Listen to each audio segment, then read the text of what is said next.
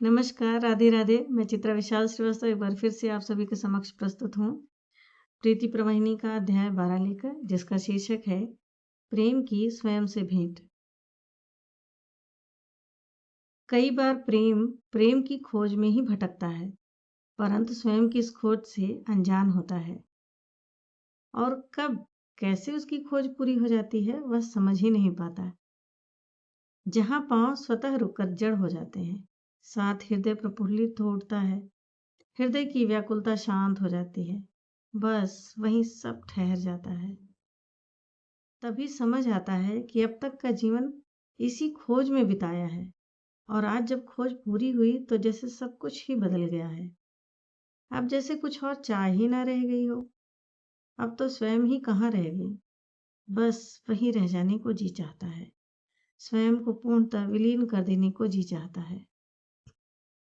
जीवन खोज बिताया सगरा, पर सदा रही अनजान, मिले पिया जिन घड़ियन में मिट गई प्रेम की प्यास। तब जाना क्यों भटक रही, पल पल अखियां क्या खोज रही, अपलक ठहरी ठहरी अखियां पलकन आंसू से भिगोए रही। प्रेम बड़ा अनोखा, अद्भुत और अचरजपूर्ण है। सबके अपने अपने अनुभव और परिभाषा भी अलग अलग है, परंतु मूल तो एक ही है। प्रेम की धारा विचित्र है। एक छोटे से गड्ढे के छिछले पानी में भी सागर जैसा अनंत प्रेम स्वयं को विलीन कर देता है। अनंत हूँ, विशाल हूँ, शीतलता का परम हूँ, ताप का मैं चरम हूँ, सरल से भी सरल हूँ, जो प्रेम से पुकार लो मैं विलीन बूंद तरल हूँ।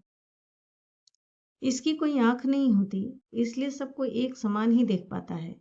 अतः जहां भी उसे ठहराव मिलता है, वह चाहे सागर समान हो, नदी समान हो, तालाब समान हो या गड्ढा, वह स्वयं को विलीन कर देता है। यही उसका मोक्ष है।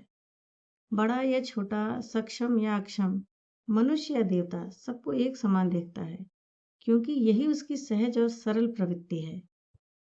कब कहाँ मिली सदगति इसको, कब कहाँ मिले ठहराव, ना कोई छोटा ना बड़ा लगे, मिले सब ही एक ही भाव।